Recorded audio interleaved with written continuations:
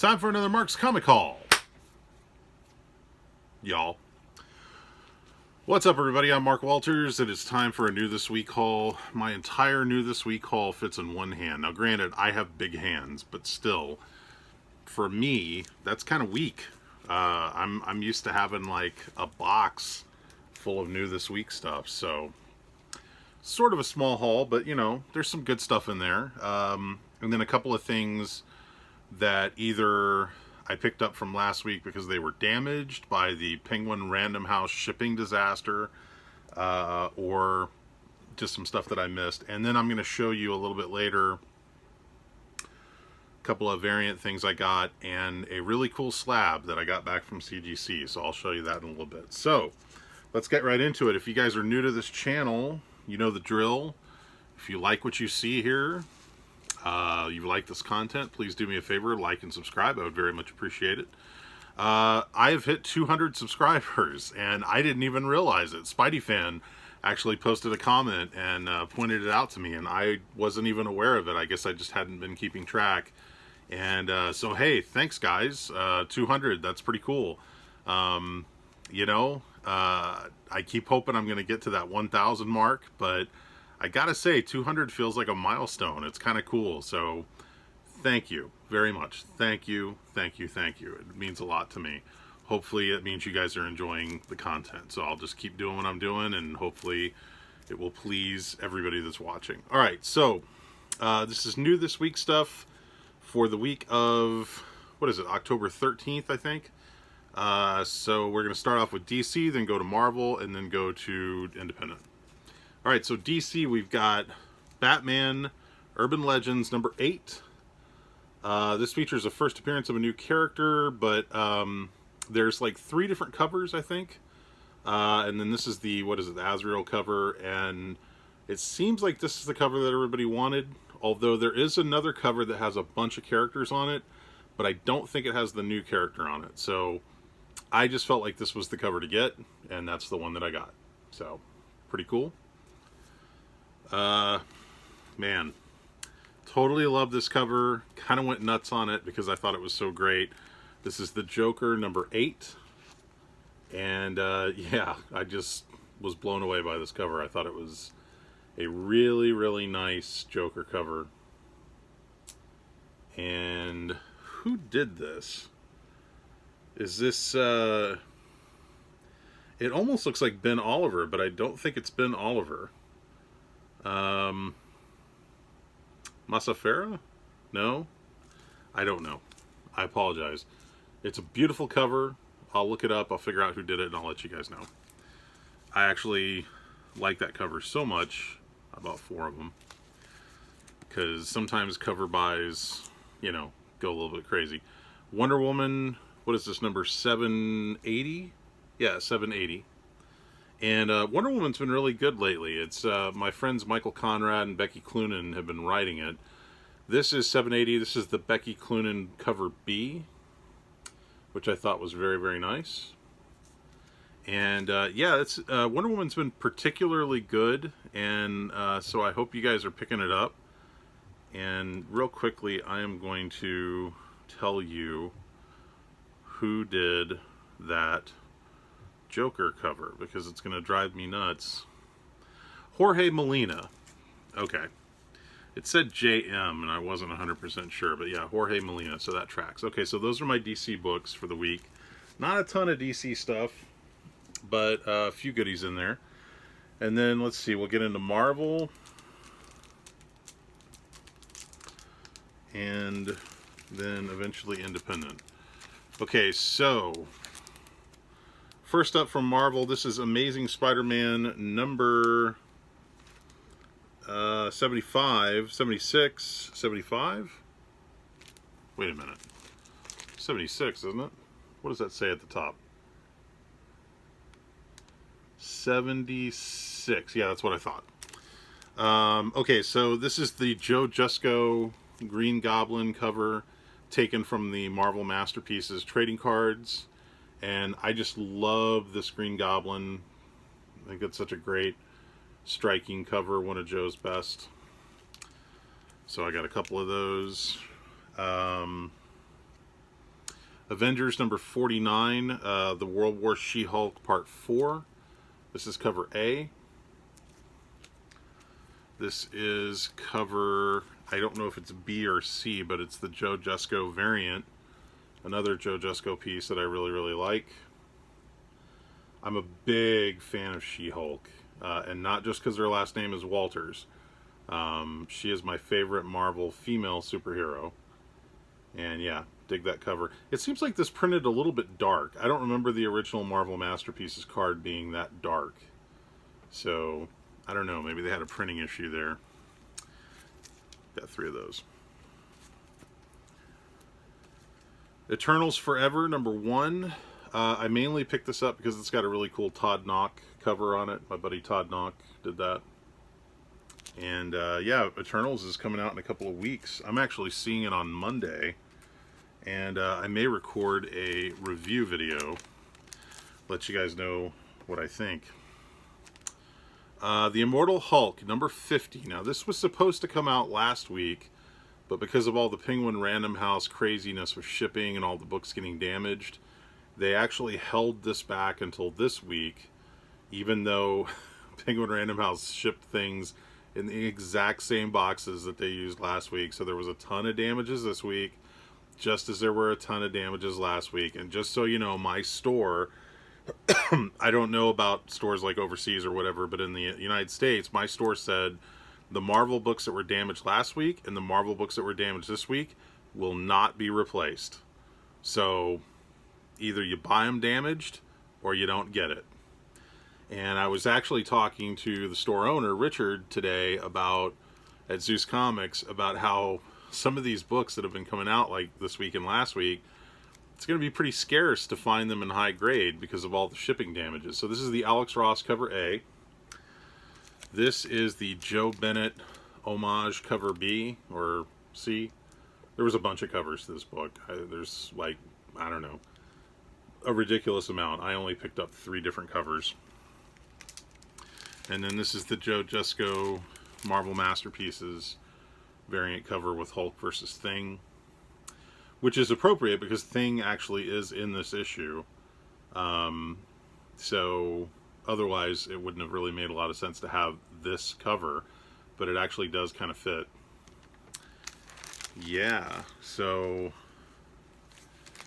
there's those. Hold on one second. Let me put those down here. And of course I screwed up the bag on that. Alright. Last of the Marvel Legends Black Panther. A couple different covers on this book. This is the Brian Stelfreeze cover. Brian Stelfreeze is one of my favorite artists of all time, so I will pretty much buy anything he does. I think this features a new origin story, if I remember correctly. Shang-Chi, number 5. Shang-Chi becomes Iron Man. What? Does he? Really? I don't know. We'll see what happens. I haven't had a chance to read it yet, so I'm curious to see what the story's about. But that's a cool cover, isn't it? Okay, this is a book that came out this week. I wasn't sure if I was going to be able to get a copy. They had 1 copy on the shelf when I got in. It was not listed on the pre-orders, so I'm so glad they had it. I think it was a FOC final order cutoff variant. And that is Army of Darkness 1979, number 2. And this is the FOC variant featuring Stray Dogs with Ash from Army of Darkness. Pretty cool variant cover. There is a Virgin variant to this cover, but they did not have that at the shop that I went to at Zeus. I noticed that they had these on the previous week wall, and this book actually sold out, so I'm guessing these were maybe replacements. Maybe they had some damaged ones and they got replaced. But that's, I was happy to get them. Gun Honey number 1. This is the Bill Sienkiewicz cover. And I didn't buy this when it came out because the copies they had were damaged. So I'm guessing these are the replacements. These are first prints. And I managed to get 2 of those. This book's super hot right now, because it's been optioned apparently. And then I finally got my copies of Jennifer Blood, the Linsner cover. I picked up a copy last week, but I had pre-ordered these from Zeus, and they got apparently they didn't get shipped last week, so they got them in this week. So I got 2 copies of that. Okay, so those are my new this week comics for October 13th. But I've also got some stuff I picked up. This is from Collected, and my buddy Ron went to visit him and picked up a few things. I think I missed this book when it came out, The Last Annihilation, Wiccan, and Hulkling. And the main reason I picked this up is because if you guys watched WandaVision, the kid that plays Wiccan is a kid by the name of Julian Hilliard, who's local, and I'm trying to get him to my convention, Dallas Comic Show. So if I get him, I thought this would be a really cool book to have him sign, since he played that character, and maybe get CGC'd.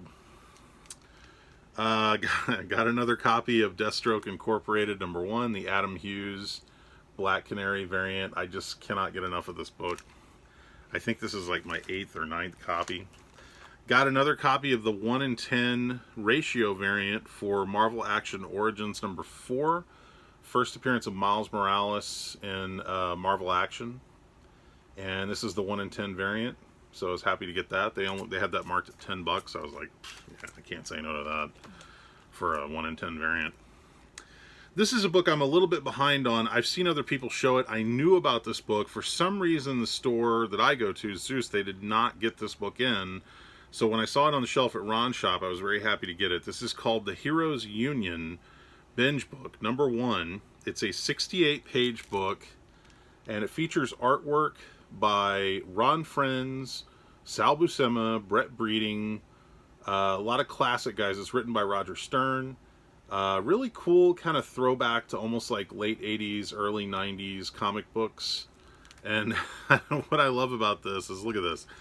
They're actually numbered on the back. Like, each book is individually numbered right there.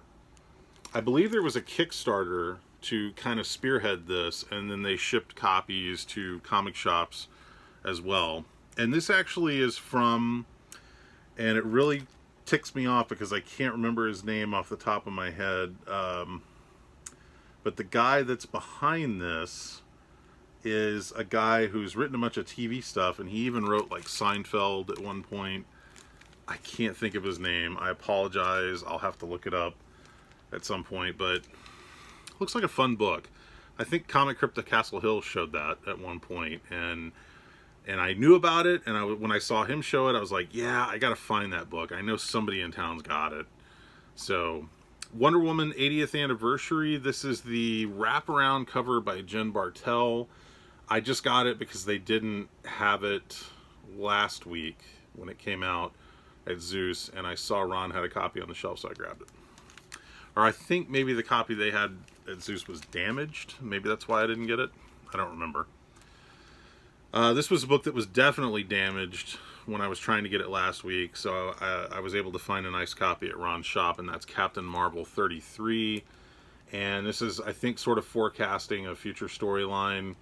This is another version of Captain Marvel, like the original Captain Marvel. I believe it's the son of Captain Marvel, or like the grandson.